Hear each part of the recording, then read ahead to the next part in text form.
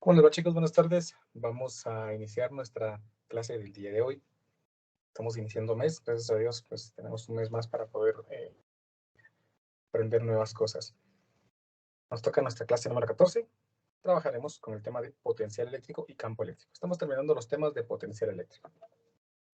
Potencial eléctrico y campo eléctrico. Entonces, pues vamos por nuestra clase del día de hoy. Hemos aprendido que el potencial eléctrico nos define la energía potencial eléctrica que hay en un punto.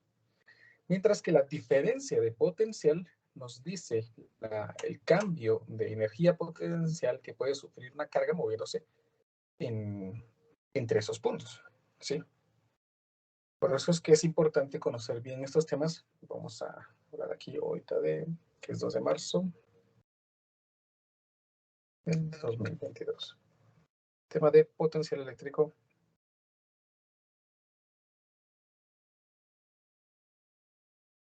y campo eléctrico.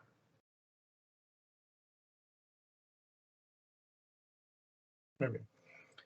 Hemos aprendido entonces, como les decía, que las partículas, de lo que vimos la última clase, las partículas con carga siempre se van a mover, ya sea de un punto de mayor potencial a menor potencial, en el caso de las positivas, o de menor potencial a mayor potencial en el caso de las negativas. Entonces, ojo, porque para que las partículas se muevan, debe haber una diferencia de potencial. Si la diferencia de potencial no existe, entonces las partículas no se van a mover. ¿Por qué hago énfasis en esto? Porque supónganse lo siguiente. Pues yo me imagino que todos han visto que cerca de donde vivimos pues van unos postes de energía eléctrica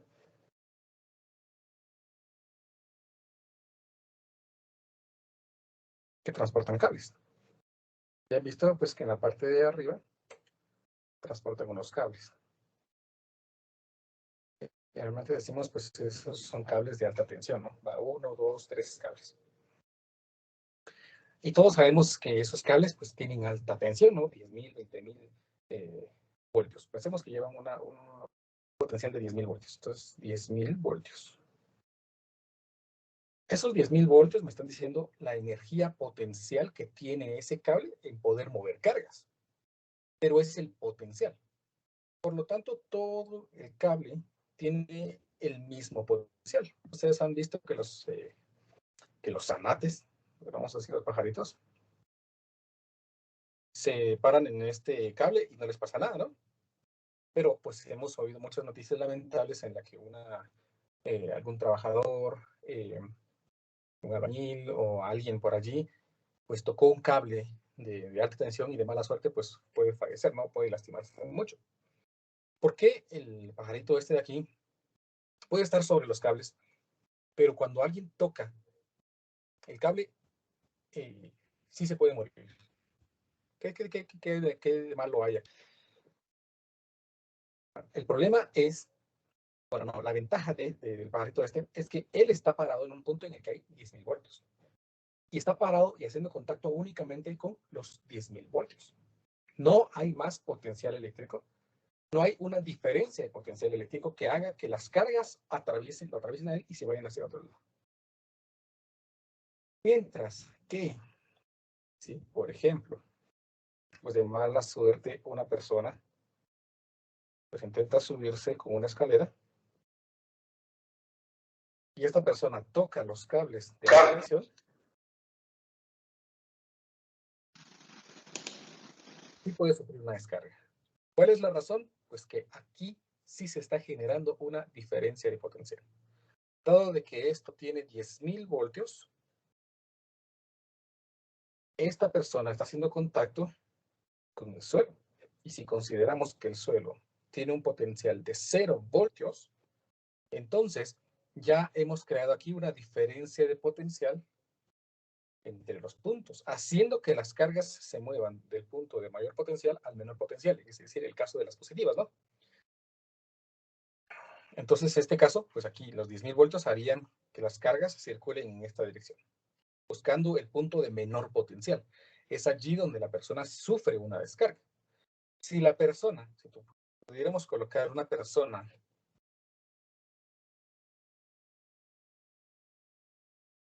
colgando de los cables, del mismo cable, pues va a pasar el mismo efecto que este zanate. No le va a pasar nada, porque está en un punto en el que el potencial es exactamente el mismo. ¿Estamos? Y no puede hacer contacto con otro punto en el que pueda existir una diferencia de potencial.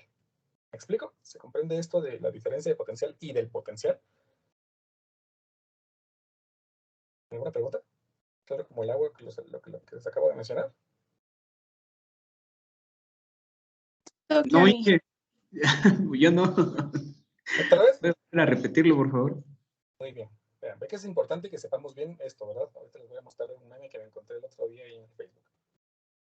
Pero lo voy a pasar en Drive para poderlo tener aquí en la pantalla.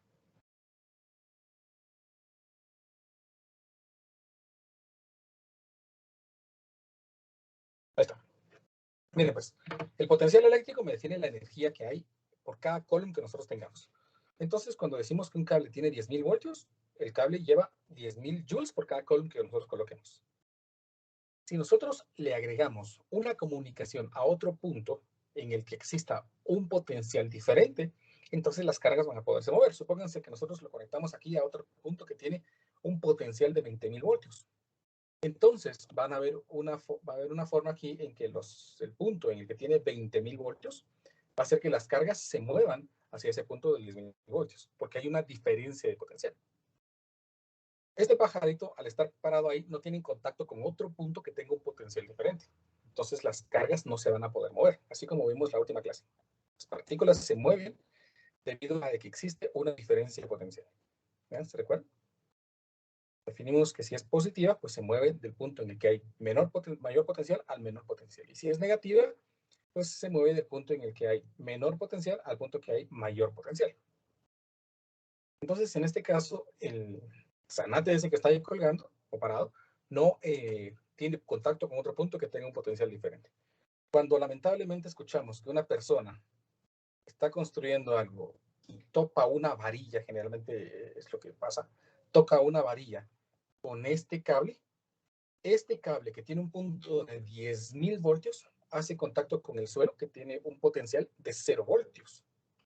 Por lo tanto, allí ya hay una conexión entre dos puntos que tienen una diferencia de potencial.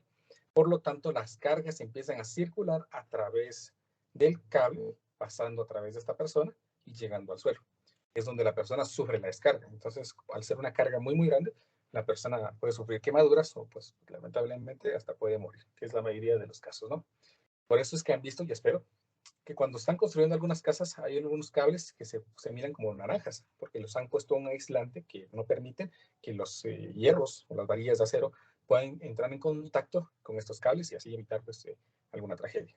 Entonces, las cargas siempre van a moverse cuando hay una diferencia potencial. Estamos con un potencial de 10.000 voltios, entonces no pasa nada. Los electricistas cuando tienen que trabajar con ropa especial que los aísle, con zapatos especiales que los aísle, y así pueden trabajar sin que les pase nada. Si nosotros tomamos, por ejemplo, un gran bloque de plástico, imagínense, y hacemos que una persona se pare aquí y toque el cable, no le va a pasar nada. ¿Por qué? Porque esto aísla, no permite que las cargas se muevan. Recuerden, los aislantes no permiten que las cargas se muevan. Entonces las cargas van a pasar por ahí, por él, pero pues no va a sentir nada, ¿no? Porque pues, las cargas no van a poder seguirse moviendo. Entonces, esta persona tiene él un potencial de 10.000 voltios, pero no le digamos a otra persona que lo toque, porque entonces así ya hacemos el contacto entre el punto de 100 voltios y el punto de 0 voltios, haciendo que estas dos personas sufran la descarga. ¿Me explico ahora sí? Sí, Inge, ya le entendí. Gracias. Muy bien. Siempre existen entonces dos puntos deben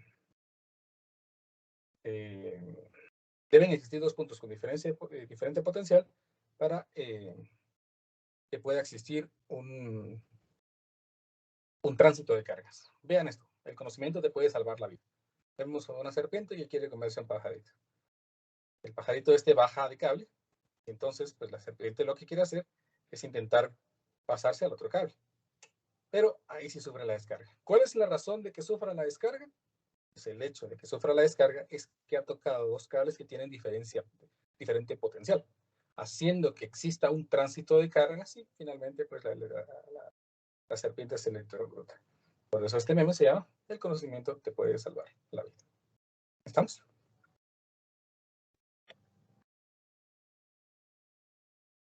Entonces, cuando ustedes van al... Dígame. Si la serpiente se Dígame. hubiera tirado al otro cable sin tocar, o sea, si no hubiera contacto entre uno y otro, no ocurre el cambio, ¿verdad? Exactamente, muy bien, Ana, exacto. Ahí no tendría un contacto entre dos puntos de diferente potencial y entonces no se hubiera electrocutado.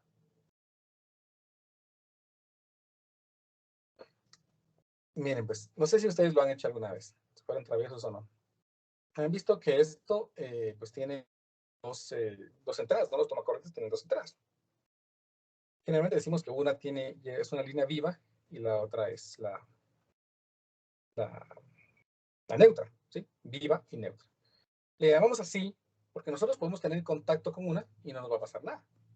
Porque esta generalmente tiene un potencial de 0 voltios. Entonces, pues si nosotros estamos a 0 voltios y lo tocamos, no nos pasa nada. No pasa absolutamente nada. Pero va a haber una línea que posiblemente pues, tenga 110 voltios.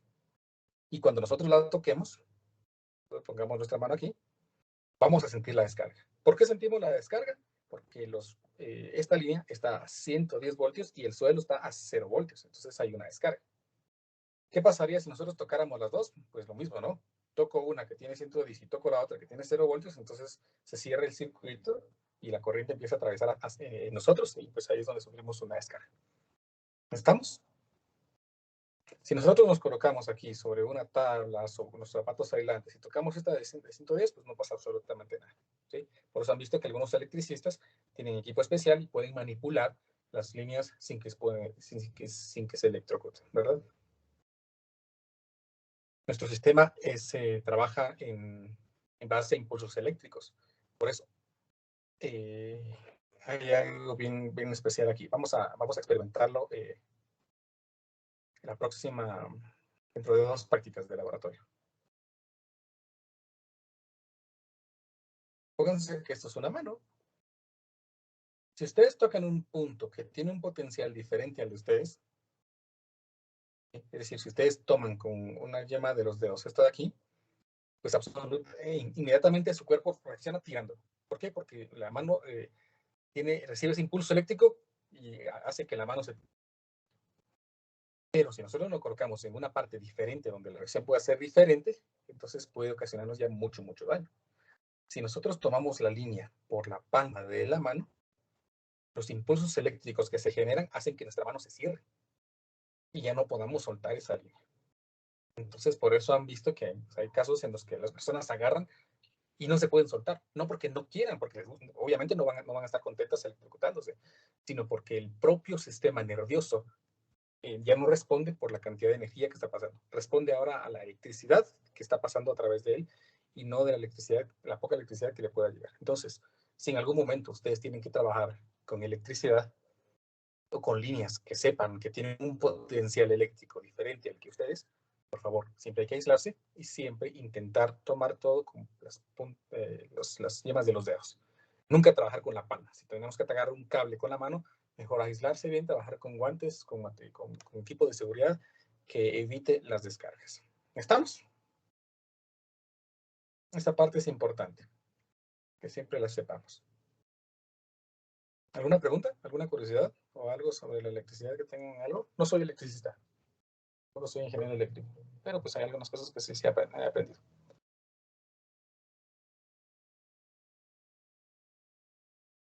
Creo que para el momento todo está claro, dije gracias. Muy bien. Ingeniero, ¿qué pasaría Dígame. si dos cables tuvieran el mismo potencial y alguien tiene No contacto? pasa nada. Porque es No la pasa misma nada. cantidad. Exactamente, supóngase que ustedes hacemos ese experimento, ¿no? Tomamos aquí nuestro tomacorriente. Yo sé que ese tomacorriente pues tiene una línea de 0 voltios y una de 100 voltios, no de 110 voltios. Entonces, si tomo la línea, esta de aquí, y la conecto aquí, no pasa nada. No pasa absolutamente nada. No miraríamos que pase nada. Si nosotros tomamos este de aquí y lo uno con este de aquí, pues no pasa absolutamente nada. Pero si a mí se me ocurriera tomar esta línea de 110 voltios y esta línea de 0 voltios, allí sí pasa algo. Sí. Allí cerramos el circuito, pues y empieza a haber un cortocircuito, lo que nosotros conocemos como cortocircuito. La carga empieza a pasar tan rápido, que se empieza a generar mucho calor y los elementos empiezan a fundirse, los cables empiezan a fundirse y son las chispas que nosotros vemos saltar. ¿Estamos? Sí, ingeniero, gracias. Muy bien. Entonces, siempre hay que tener mucho cuidado con la manipulación de la electricidad. Hace muchísimos años yo estudié en el Werner, un instituto de acá de Shela. Y allí pues lo instruyen a uno durante 3 años en cierta área específica. Entonces, pues, yo solamente estudié un año ahí y yo estudié allí electricidad. Entonces aprendí ciertas cosas de circuitos y demás. El resto de cosas, pues yo lo aprendí en mi casa, pues intentando poner un foquito, poner un tomacorriente. Y allí aprendí mucho sobre qué no hay que hacer, ¿no? Pero ahí lo aprendí de forma empírica. Entonces ahorita ya lo estamos viendo un poquito más desde el punto de vista científico, ¿no? ¿Por qué razón existe un corto? ¿Por qué razón no hay que tocar ciertos cables? Y todo lo demás. A ver, pues, ya dejando eso atrás, pues vamos con el tema de potencial eléctrico y campo eléctrico. Ya caímos en cuenta de que si existe una diferencia de potencial, las cargas se mueven. Si existe un potencial, pues las cargas no se van a mover. Sabemos cuánto es la energía que tiene ese punto. Hemos aprendido ahorita que la diferencia de potencial, delta V, es igual al negativo de la integral del producto punto entre el campo y el diferencial de espacio. Si nosotros aplicamos aquí una derivada respecto al espacio en ambos lados, pues aquí me queda que la derivada del potencial respecto al espacio sería igual al negativo de la derivada respecto al espacio de la integral del campo por el diferencial de espacio. Noten que por el teorema fundamental del cálculo, pues la derivada y la integral se cancelarían. Yo tendría una expresión que me dice que la derivada del potencial respecto al espacio, pues no es más que el negativo del campo eléctrico. A esta ecuación se le conoce como gradiente de potencial.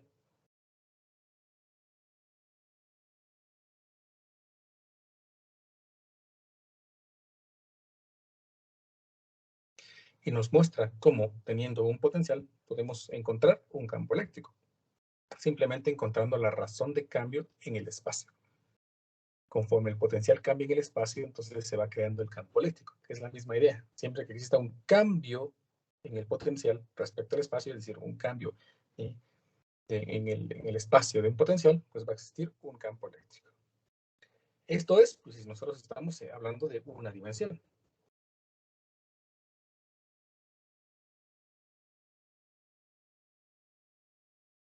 Estamos hablando en más dimensiones, sí. Yo podría hablar aquí que, por ejemplo, que la derivada del espacio respecto al eje X, pues me daría la magnitud del campo en el eje X. Si aparte de eso, pues el campo eléctrico, el potencial eléctrico tiene más ejes, pues la derivada del potencial respecto al eje Y me daría el negativo en el campo en Y. Y si tengo, por ejemplo, el potencial eléctrico únicamente definido para Z, entonces la derivada del potencial respecto a Z, pues es el negativo del campo en el eje Z. Y en el caso en el que el potencial dependa de más de una variable, entonces el gradiente del potencial es igual al negativo del campo eléctrico. Esto es lo que se le conoce como gradiente de potencial multidimensional.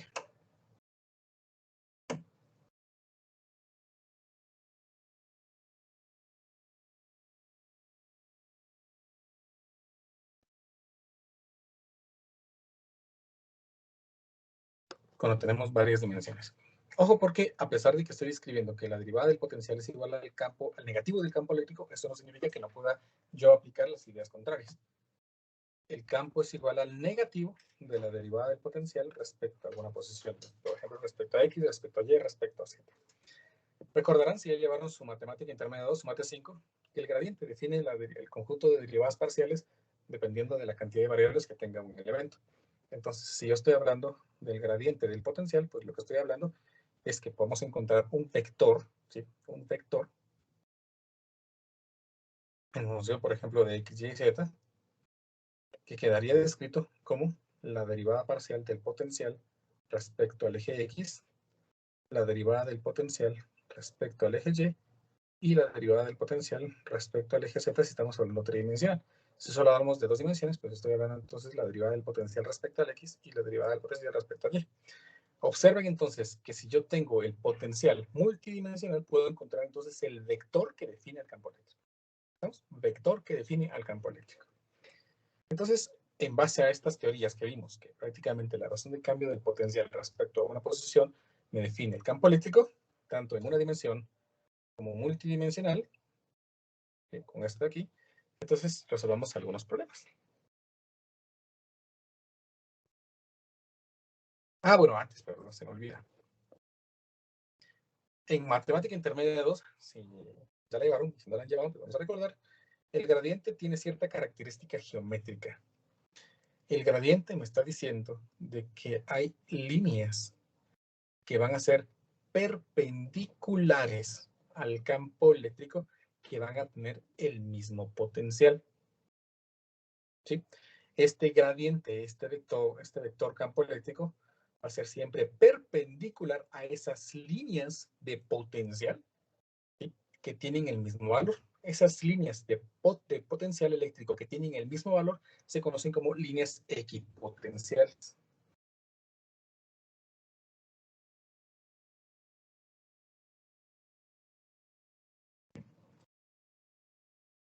¿Sí? Las líneas equipotenciales son líneas que tienen el mismo potencial eléctrico. Y estas líneas de mismo potencial eléctrico van a ser perpendiculares a las líneas de campo eléctrico.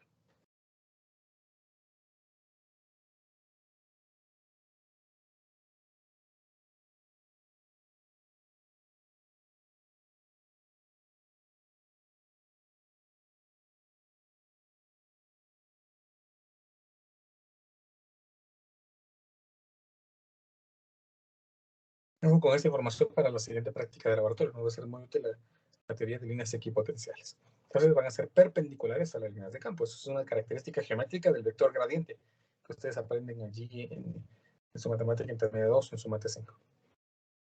Entonces ahora sí, pues apliquemos unos pequeños ejemplos de estas ideas.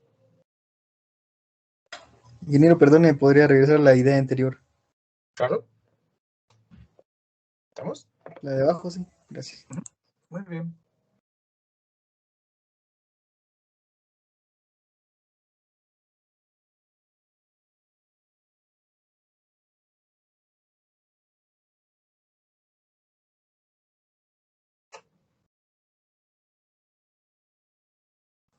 Ya, ingeniero, gracias. Muy bien. A ver, pues. Esto fue el otro día. Aquí está.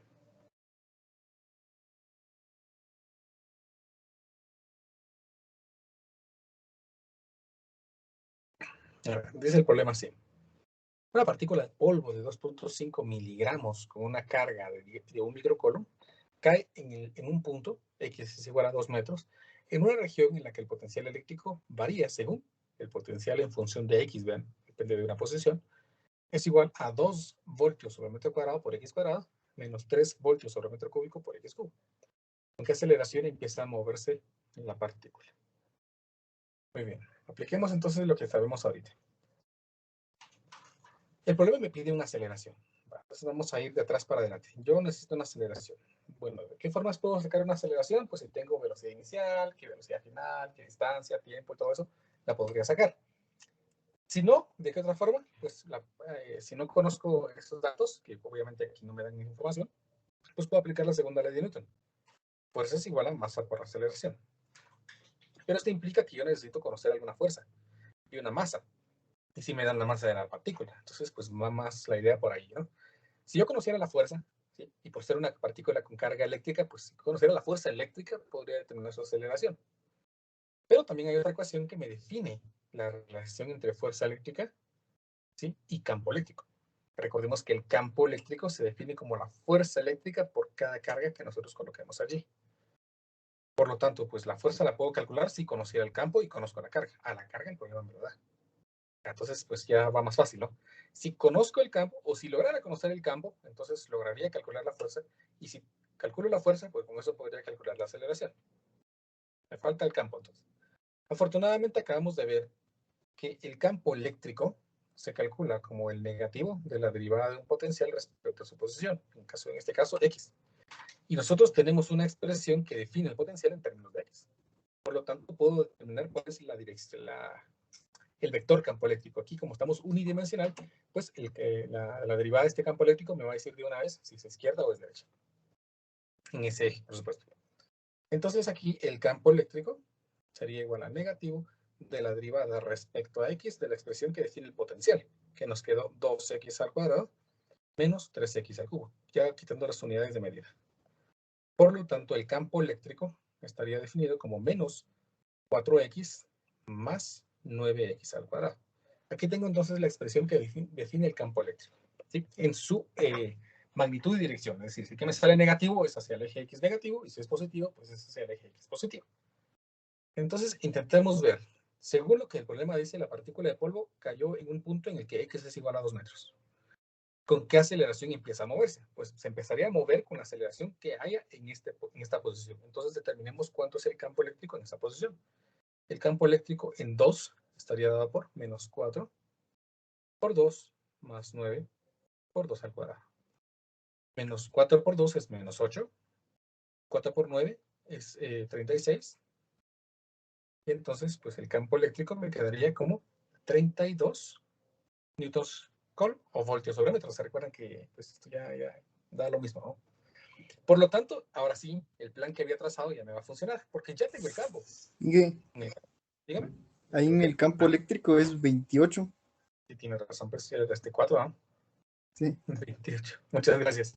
Muy amable. ¿Y qué, cómo 28. sacó esa ecuación de 2x menos 3x cubo? Ah, eso el problema me lo da. Vea. Solo le quité las unidades de medida. Ah, solo le quitó los... Ah, ok, gracias. Los voltiómetros cuadrados para poder trabajarlo un poco más matemático. Bueno. A ver, pues ya tengo el campo, entonces puedo calcular la fuerza. ¿Cómo se calcula la fuerza? Pues la fuerza se calcula como el campo por carga. Como el campo ya me salió de 28 newtons coulomb y la carga, según lo que el problema dice, es de un microcoulomb, entonces 28 por 1, pues me da 28 micronewtons. Ahí está la fuerza. Y ahora sí, como fuerza es igual a masa por aceleración, entonces la aceleración sería la fuerza dividido la masa. La fuerza, pues ya nos salió de 28 micronewtons. Vean que me salió positivo el resultado, por lo tanto, la aceleración va a estar dirigida hacia el eje X positivo, dividido la masa. La masa dijimos que era de 2.5 miligramos, entonces aquí me quedaría 2.5 por 10 a la menos 6 kilogramos. Esto sí ya lo vamos a hacer en la calculadora. 28 por 10 a la menos 6. 6. Dividido 2.5 por 10 a la menos 6. Y me queda de 11.2. Entonces la aceleración de la partícula, cuando esté en esa posición, va a ser de 11.2 metros sobre segundos al cuadrado. Y ahí hemos resuelto nuestro problema. ¿Me explico? ¿Se comprende cómo hemos calculado la aceleración a partir del potencial eléctrico?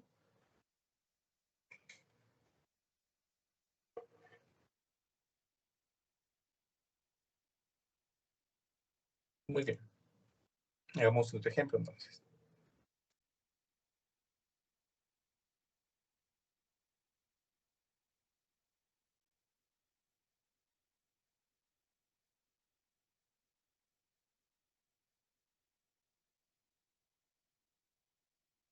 A ver, el problema dice así. El potencial eléctrico en un volumen, me hablo de espacio, ¿no? De espacio, está dado por el potencial en el eje X, Y, Z, está dado por X cuadrado más XY cuadrado más YZ. Determine el campo eléctrico en esta región en la coordenada 3, 4 y 5. De lo que acabamos de ver, dijimos que el gradiente de potencial es igual al negativo del vector campo eléctrico. Por lo tanto, el campo eléctrico pues, sería el negativo del gradiente del potencial. Por lo tanto, podemos sacar el campo eléctrico si nosotros encontramos el gradiente del potencial, y el gradiente del potencial pues no es nada más que el vector gradiente, que sería la derivada del potencial respecto a x, la derivada del potencial respecto a y, y la derivada del potencial respecto a z. Estas serían las componentes del campo eléctrico. En este caso, si nosotros aplicamos lo que sabemos, me quedaría aquí el negativo del potencial, la derivada del potencial respecto a x, que si derivamos esta expresión respecto a x, pues la derivada de x cuadrado, pues es 2x, más la derivada de esta expresión, como estoy derivando de x, pues la derivada de x es 1, y copio la constante, que es y cuadrado. La derivada de yz, pues como esto es un número, ¿no? Entonces, pues la derivada es 0. Ahora derivo el potencial respecto a y, pues como esto no tiene, es un número, ¿no? Porque estoy derivando respecto a y, pues su derivada es 0. Aquí derivo y cuadrado, que es 2y, por la constante que es x, entonces me queda 2xy. Más, y aquí derivo respecto a y, pues la derivada de y es 1, y solamente copio entonces el z. Y ahora determino la derivada del potencial respecto a z. 0, 0, y la derivada de z es 1, por lo tanto únicamente me queda y. Aquí tengo entonces la expresión, ¿sí? O el vector campo eléctrico, el vector tridimensional. El problema necesita que calculemos el campo eléctrico en el punto 3, 4 y 5. Entonces, si el campo eléctrico en el punto 3, 4, 5 es igual a menos, evalúo para 3x, 4y y 5z, entonces 2 por 3 es 6, y 4 al cuadrado es 16, y 16 más 6 es 22, entonces aquí me queda 22. 2xyz, entonces sería 2 por 3, 6 por 4, 24 más 5, es 29. Y ahora el otro que es simplemente y, por lo tanto es 4. Entonces el vector campo eléctrico en el punto 3, 4, 5 es un vector que tiene, que sería menos 22 y menos 29j menos 4k. Y ahí tenemos entonces nuestro vector campo eléctrico en el punto 3, 4, 5. ¿Me explico?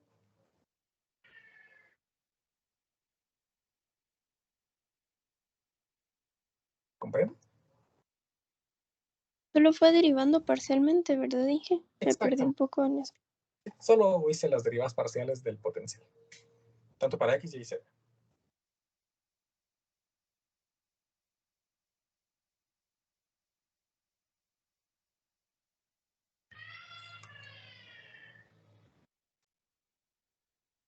A ver, pues.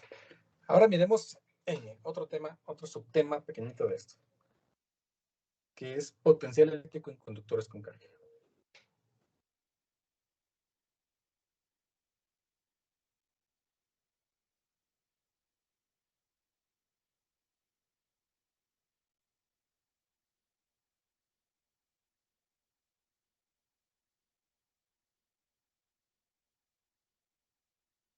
Potencial eléctrico en conductores con carga. A ver, ya trabajamos los conductores con carga. Vimos cómo era el campo eléctrico, la ley de Gauss, perdón, en conductores con carga. Observen, o recordemos más bien, que si nosotros tenemos un conductor, tengo la seguridad de que ese es un conductor, vamos a poner aquí conductor. ¿Qué pasaba? ¿Qué condiciones se cumplían en el campo eléctrico cuando teníamos un conductor con carga? ¿Alguien se acuerda? ¿Qué le pasa a un Se conductor con carga? distribuye proporcionalmente, Toda la ¿no? carga se ¿La va carga? a la superficie. Muy bien. Descarga en la superficie. Muy bien. ¿Qué más? O sea, ¿sabemos de esto?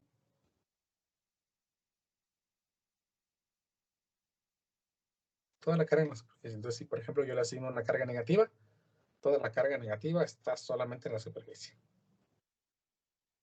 ¿Qué otra cosa? ¿Alguien se acuerda?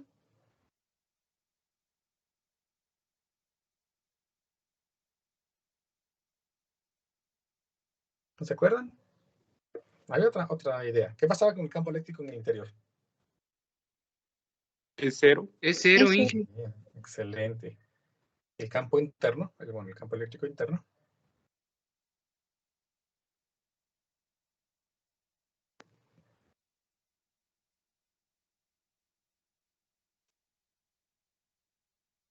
Es cero. Ahí está, esas dos condiciones no van a servir. ¿Por qué? Porque recordemos que acabamos de aprender que la derivada del potencial respecto a la posición es igual al negativo del campo eléctrico. Pero si el campo eléctrico es cero, entonces bajo esas condiciones la derivada del potencial respecto al espacio va a ser igual a cero. Y entonces pues nos recordamos de nuestras clases de cálculo de Mate 2 hace unos 3, 4 años. Si la derivada de algo es cero, ¿qué era ese algo? Una constante. Excelente. La derivada de una constante es cero. O sea, de que si yo derivé el potencial y me dio cero, significa que el potencial debe ser constante.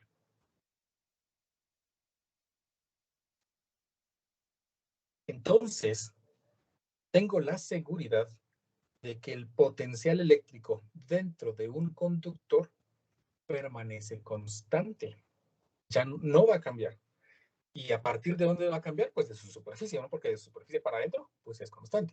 Por lo tanto, si va a permanecer constante, el potencial eléctrico dentro de un conductor tiene que ser exactamente el mismo valor que el potencial que existe en la superficie del conductor. Lo que si cambia, pues entonces ya no es constante, ¿no?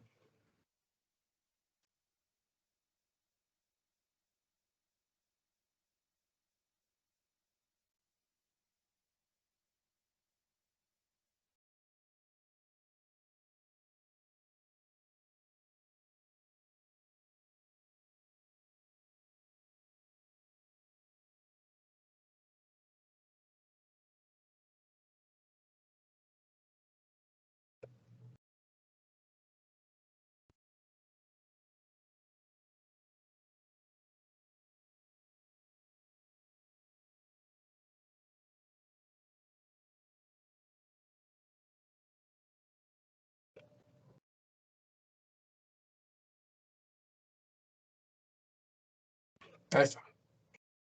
El potencial eléctrico en el interior de un conductor siempre será el mismo valor que el potencial eléctrico en su superficie, porque debe permanecer constante. Entonces, el mismo potencial en esa superficie va a ser exactamente el mismo que se vaya para adentro. ¿Estamos?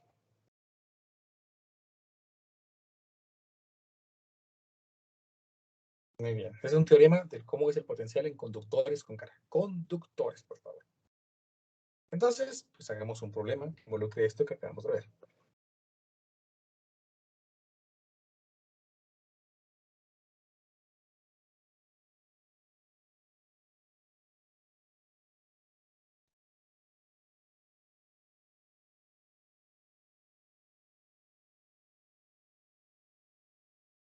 Miren, pues dice el problema. Un conductor en forma esférica tiene un radio de 14 centímetros y una carga de 26 microcoulombs. Calcule el campo eléctrico y el potencial eléctrico a las siguientes distancias del centro. A 10 centímetros, a 20 centímetros y a 14 centímetros. Muy bien. Entonces empecemos. Vamos a intentar dibujar aquí lo que el problema dice. Tenemos un conductor de forma esférica. Conductor. Entonces yo tengo la seguridad de que toda la carga que se le ha dado pues está en su superficie. De lo que hemos aprendido, ¿sí? El conductor va a generar en su interior algo que llamamos nosotros equilibrio electrostático, ¿no? Las cargas se distribuyen de tal forma que el campo eléctrico interno y el campo eléctrico generado pues se anulen entre sí y se hace. Lo primero que me pide el problema es que determinemos el campo eléctrico y el potencial eléctrico a una distancia de 10 centímetros, sabiendo de que este pues tiene un radio de 14 centímetros. Entonces, para el inciso A, creo que está bien fácil. Empecemos. ¿Cuánto es el valor del campo? ¿Cero? ¿Qué me dice? Excelente, Ana, muy bien.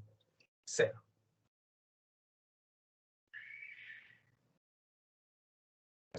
Cero, ¿verdad? Porque estamos en el interior del conductor. Ahora vamos con el potencial eléctrico. Bueno, el potencial eléctrico, pues sabemos que es constante en su interior. De lo que acabamos de aprender es constante. ¿Pero cuánto será? Bueno, tiene que ser el mismo en su superficie. Entonces, veamos que en el inciso C me van a pedir el potencial eléctrico y el campo eléctrico en la superficie, que es 14 centímetros. Pues entonces dejemos pendiente este, ¿no? Vamos primero a resolver entonces el inciso B y cuando lleguemos al inciso C vamos a poder responder también el inciso A. Vamos con el inciso B. El inciso B me dice que determinemos el potencial eléctrico en un radio de 23 centímetros, a una distancia de 20 centímetros. Entonces, para hacer eso, pues voy a aplicar la ley de Gauss. Recordarán que la ley de Gauss era que la carga, ¿sí?, dividido epsilon sub 0 es igual a la integral doble sobre una superficie cerrada del producto punto entre el campo, el vector normal y un diferencial de área superficial. Esa es la ley de Gauss. Pero nosotros dijimos que había condiciones que nos permitían ahorrarnos la integral y poder simplificar esto, ¿no? Si nosotros tomamos una superficie gaussiana, una superficie ficticia, que envuelva a la superficie con carga en algún punto en el que queremos calcular el campo eléctrico. En este caso, como queremos calcularlo a 20 centímetros, pues yo dibujaría una esfera que encierre a esa esfera concéntrica a él, que tenga un radio de 20 centímetros. Como las líneas de campo eléctrico atravesarían de forma perpendicular a la superficie, pues entonces eso me permite escribir la ley de Gauss como carga dividido epsilon sub 0 igual a campo por área. Por lo tanto, el campo eléctrico va a ser igual a la carga, ¿sí?, a la carga dividido epsilon sub 0 por el área superficial. Esta expresión, si la simplificamos, me quedaría carga dividido el área superficial es 4pi por radio al cuadrado por área superficial. Por lo tanto, el campo eléctrico a una posición R más allá de su superficie queda dada por carga dividido 4, que le puse área superficial, perdón, y era epsilon sub 0. Disculpen mi error. En 4pi r cuadrada por epsilon sub 0. Ahí está el campo eléctrico. Entonces, es un campo eléctrico definido por un punto en el espacio, ¿sí? Entonces, ya con eso ya puedo evaluar el campo eléctrico a 20 centímetros, ¿no? Entonces, el campo eléctrico a 20 centímetros queda dado por carga, que me olvidó cuánto era, 26 microcoulombs. Entonces, aquí me queda 26 por 10 a la menos 6 dividido 4 por pi por el radio al cuadrado. El radio era de 20, porque es donde estamos calculando, por la constante epsilon sub 0. Se acuerdan que la constante es 8.85 por 10 a la menos 12, pues ustedes ya manejan muy bien su calculadora, pues la pueden encontrar en más rápido. Y ahí está. El campo eléctrico a esa posición, ¿no estoy equivocado? Ah, pero sí estoy equivocado, porque son 20 centímetros, ¿no?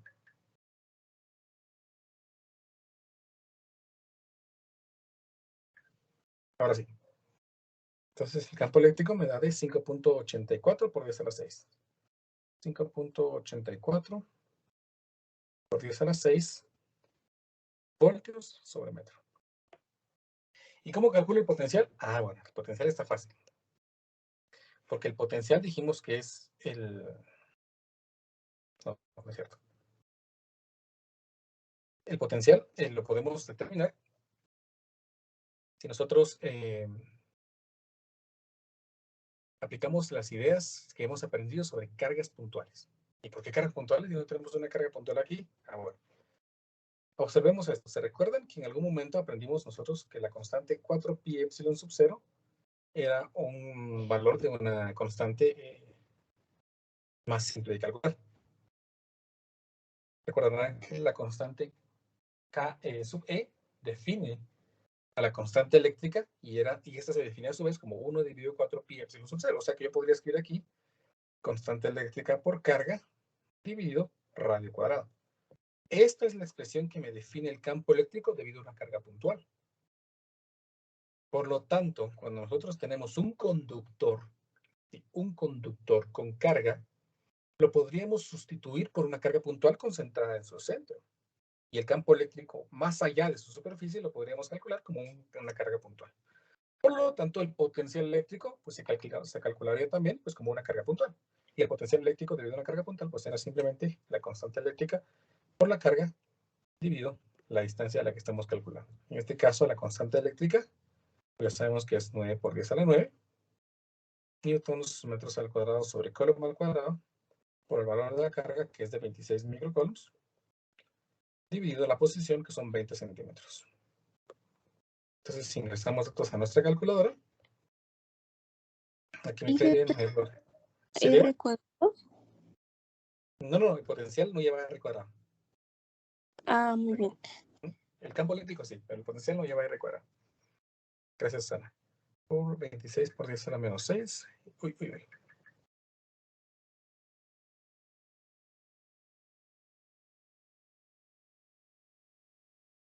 Ahora sí, dividido 20 centímetros.